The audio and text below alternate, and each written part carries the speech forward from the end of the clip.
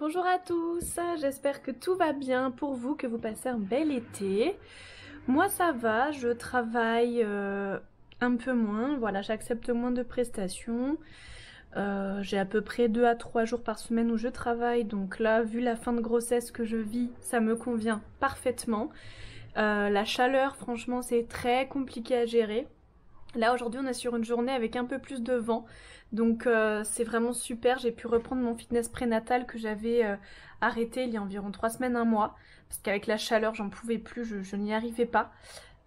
J'étais au bout de ma vie comme on dit, donc je faisais par contre pas mal de yoga prénatal, donc je continue à faire du yoga prénatal et de temps en temps, là dès qu'il fait moins chaud, je fais de le fitness prénatal parce que je sens que c'est nécessaire pour bien gainer les jambes, le dos et puis même avoir une activité physique, c'est très important. Ma première grossesse, j'aurais plutôt été marcher et j'allais marcher d'ailleurs parce que ma fin de grossesse était en hiver, donc c'était plus simple. Là en plein été comme ça sous le cagnard, je vous avoue que j'y l'ai fait jusqu'au mois de juin. Donc plusieurs fois je suis partie marcher toute seule.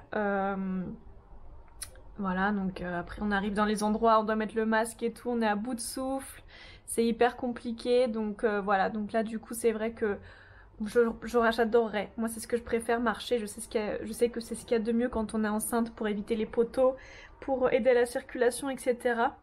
Mais c'est vrai que c'est très compliqué, donc bon, je fais le maximum que je peux, voilà, entre ça, le travail et tout ça, voilà, donc là j'ai une amie qui est venue à la maison, qui est arrivée mercredi et qui est repartie hier matin.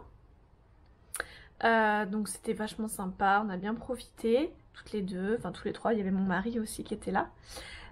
Donc là je vous fais une vidéo, je suis à 33 semaines d'aménorrhée.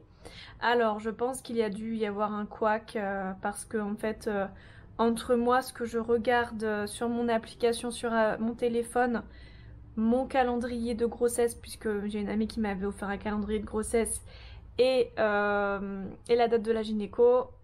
Moi, a priori, je serai à 33 semaines d'aménorrhée et la gynéco dit que je serai à 32 semaines d'aménorrhée. Mais en fait, pourtant, quand j'ai fait l'écho du 3e trimestre vendredi, on m'a bien dit que j'étais à 32 semaines d'aménorrhée. Et c'était en effet ce que disait mon application et mon calendrier, enfin mon agenda de grossesse. Donc du coup, je comprends pas, je pense qu'il doit y avoir un petit couac. J'arrive pas trop à comprendre ce qui se passe, mais bon, bref, donc du coup, bah, ma césarienne programmée, comme je vous disais, elle est à une date qui normalement est la bonne pour l'hôpital, mais qui pour moi me semble pas la bonne. Pour moi, il y a une semaine d'écart, mais bon. Donc voilà, donc j'essaie de rester optimiste et de me dire que au pire, s'il doit arriver plus tôt, il arrivera plus tôt. Mais c'est vrai que je préférerais que tout soit calé dans les clous. Mais bon, c'est un détail, encore une fois, je veux pas me prendre la tête, je suis vraiment comment dire, dans une optique en ce moment vraiment positive et je veux y rester. Donc, comme je vous disais, j'ai fait l'écho du 3e trimestre la semaine dernière, donc j'étais à 32 semaines d'aménorrhée. Et donc ça s'est très bien passé, donc le bébé va très bien, tout est en place, il y a un cerveau, il y a un cœur, il y a tout ce qui fait un petit bonhomme. Hein. Donc il va très très bien. Il est prévu pour la semaine de la césarienne, il est prévu, enfin, ce sont les estimations, donc moi voilà, je reste sceptique parce que bon, entre ce qu'il disait et la réalité, il est prévu pour 3,6 kg à 39 semaines d'aménorrhée, donc à la date de la césarienne programmée, sachant que Orlan, on m'avait prévu 3,5 kg, et à 38 semaines d'aménorrhée, quand elle est décédée, elle faisait 2,9 kg. Bref, je ne sais pas trop quoi en penser. Et elle était pas du tout potelée, elle était tout à fait normale, fine, voilà, taille complètement normale, enfin vraiment normale. Donc voilà, du coup, voilà, je reste... on verra bien. Voilà, donc là, a priori, il fait déjà 42 cm. Et là, il fait 2,3 kg pour l'instant. Donc ça, c'est cool d'avoir des petites informations de poids et de taille. Je trouve ça bien parce que ça permet je sais pas, de mieux se projeter, je trouve. Voilà, par contre, ce qui m'a un petit peu frustrée, mais c'est de la faute de personne, hein, c'est qu'en fait, elle n'avait plus d'encre dans son imprimante. Donc je n'ai pas pu avoir le compte rendu avec les photos de l'échographie. Donc je suis un petit peu frustrée. Donc j'ai appelé tout à l'heure l'hôpital parce qu'en fait, la sage-femme qui m'a fait l'échographie m'a dit que du coup elle demanderait au secrétariat de m'envoyer le compte rendu par mail. Donc là nous sommes mardi, donc je me suis dit ça sert à rien d'attendre, autant battre le fer tant qu'il est chaud. Et du coup j'ai appelé l'hôpital tout à l'heure pour savoir où ça en était. Elle m'a dit qu'elle devait me rappeler, et la secrétaire que j'ai eue, et pour l'instant je n'ai pas de retour, donc je rappellerai dans la semaine si je joue rien. Elle me disait au téléphone, mais pourquoi vous avez besoin de ce compte rendu? Bah, tout simplement parce que si j'ai mon généraliste ou ma sage-femme à domicile qui me le demande, et puis même c'est bien d'avoir une trace de ça, c'est quand même la dernière grosse écho, c'est important. Bref, je pense que ça devait la saouler, mais bon, en même temps ils n'ont pas que ça à faire, hein, je les comprends. Je les comprends. Voilà, donc au pire, si j'arrive pas à la voir rapidement, bah, mon prochain rendez-vous gynéco c'est le 18 septembre. Donc c'est exactement dans un mois, vu que nous sommes le 18 août aujourd'hui. Donc je me dis que ça m'embête beaucoup d'attendre un mois pour récupérer mon compte rendu de l'écho du 3e trimestre. Donc j'espère vraiment qu'ils vont me l'envoyer par mail. Même si je dois l'imprimer, je m'en fiche. Je m'en fous, je l'imprime, c'est pas grave. Mais j'aimerais bien l'avoir, quoi. Voilà. Donc, je sais pas comment je me débrouille à chaque fois. Il se passe toujours un truc. Il y a toujours... Enfin bon, bref. Enfin bref, c'est un détail encore une fois. Comme je vous dis, je veux rester positive. Et donc tout s'est bien passé. Elle m'a proposé, alors du coup elle a appelé le gynéco de garde pendant l'échographie. Elle l'a appelé, donc à la fin du rendez-vous, parce que comme mon bébé est dans la moyenne haute au niveau de la taille et du poids, enfin du poids surtout, elle voulait savoir s'il y avait des dispositions à prendre, etc. Donc du coup, ils m'ont dit qu'il y aurait une écho un peu poussée en même temps que le rendez-vous du 9e mois. Donc le rendez-vous du 9e mois est le 18 septembre. Du coup, il a demandé, quand elle a donné, vous savez, les pourcentages de percentiles par rapport à la taille du fémur, la taille du crâne, etc. Il a demandé si je faisais un diabète gestationnel. Je me suis dit ok, ça fait plaisir. Bon après je pense juste qu'il est dans la moyenne haute. Et de toute façon il flippe tout le temps par rapport au diabète gestationnel. Il flippe tout le temps dès qu'il y a un bébé un peu plus gros que la norme. Donc voilà, moi je pense qu'il va se stabiliser.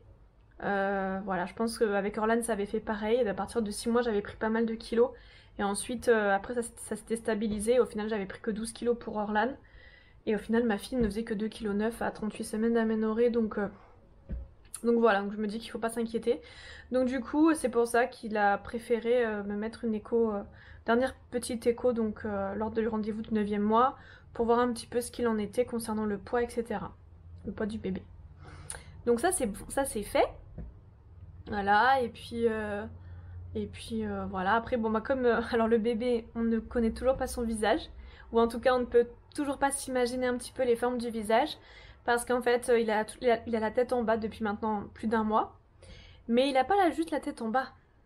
Il a la tête en bas en direction... En fait, il regarde vers mon coccyx. Donc en fait, pour le voir, c'était très compliqué. On n'a pas réussi. Donc voilà, je ne peux qu'imaginer son visage. Et du coup, je ne l'imagine pas puisque je n'ai pas je n'ai pas d'aide. Je n'ai pas d'aide pour l'imaginer. Voilà. Donc c'est un petit peu... c'est un petit peu dommage, mais bon, c'est comme ça. Voilà, j'ai mon chat qui arrive. Salut, salut. Voilà, voilà. Tu fais un petit bisou à la caméra, ma louloute? D'accord. C'est un échec. Donc voilà, donc en tout cas ça s'est très bien passé, ça a rassuré mon mari. Voilà, après j'avoue que j'aurais aimé avoir encore 1 ou 2 rendez-vous avec ma gynéco avant le 18 septembre, j'avoue que ça me rassure. Mais voilà, quand je l'ai vu, Je l'ai vu quand?